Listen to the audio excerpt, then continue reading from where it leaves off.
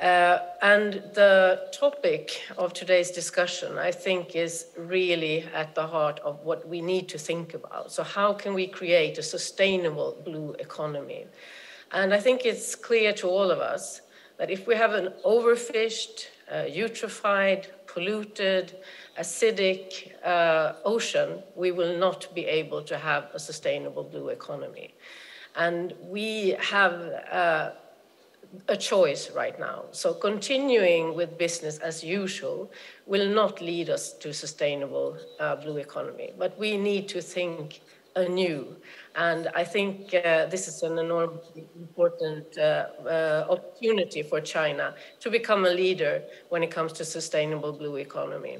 The quote of doing the same thing over and over again and expecting new results is the definition of insanity, is really in its place right now.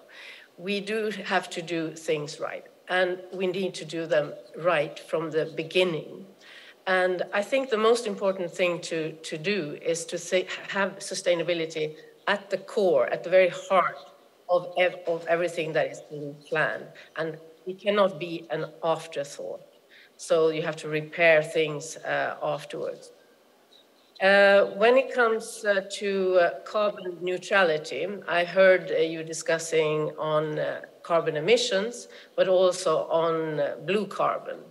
And if we could go to my presentation, the first slide on where you can see the carbon cycle, I think is important to keep in mind. We have mangroves have been mentioned already, kelp, seagrass meadows, but also fish and marine mammals are carbon sinks in our ocean.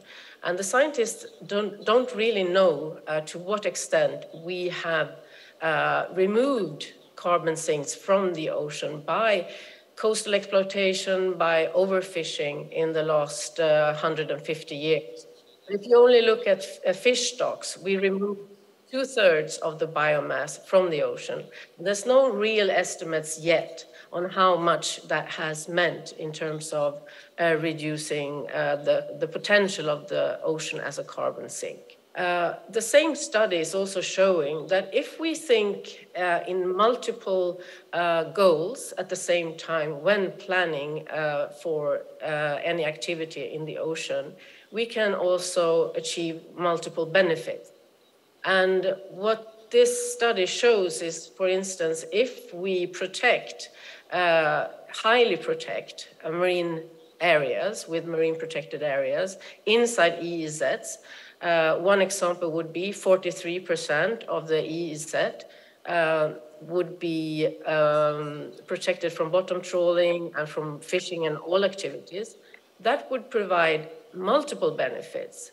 One would be that we would actually have an increase in fish catches, because bottom trawling is really not an efficient way of fishing in the long run, because it destroys the bottom habitats. If you actually protect the areas, then you will have a spillover effect of adult fish, but also of larvae, which would mean you could catch more fish with less effort and also using less fuel. So you would achieve 3 goals. You would have more food production, actually. You would also have more carbon sequestration in the seafloor, but also with less emissions of fuel. And you would also have the goals of protecting biodiversity in the marine area would be at the same time achieved through some 40 or 50% protection of the EEZs. We will also have to think when planning on the whole catchment area and what is affecting the ocean in terms of land activities. So monitoring and taking action from source to sea is extremely important to get rid of plastics, to get rid of chemicals, excessive fertilizers, and everything that is affecting our ocean. Marine spatial planning has already been mentioned.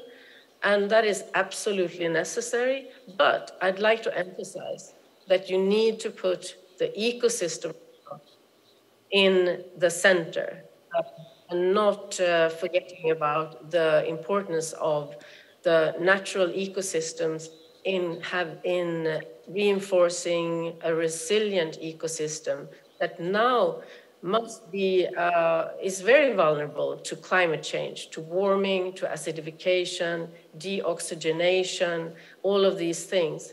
So we should not think maximum sustainable yield, but we need to think maximum resilience when it comes to marine ecosystems. I'd like to emphasize that the most urgent threat and the most persistent threat to our ocean now is climate change. And we need to reduce emissions very fast.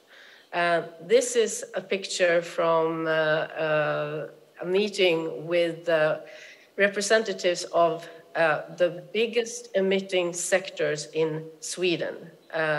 Heavy industrial sectors such as steel, concrete, aviation, but also tourism, IT, etc. And what we did when I was in government was to give the task to all these sectors to come up with their own roadmaps on how they were going to get to zero emissions by 2045 and what they would need from the government in terms of support, reforms, a change in policy, etc. And what type of cooperation they would need in order to get to this very ambitious goal.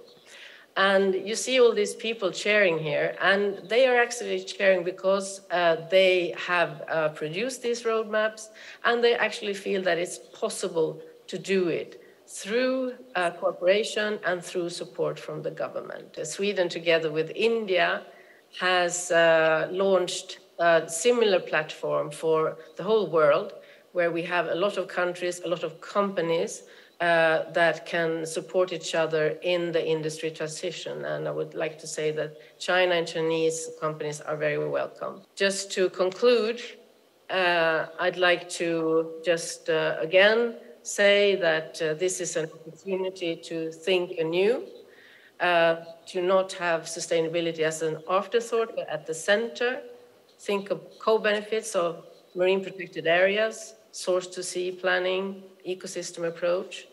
I'd like to welcome you to lead it, the leadership group for industry transition, where Stockholm Environment Institute is the secretariat. And thank you so much.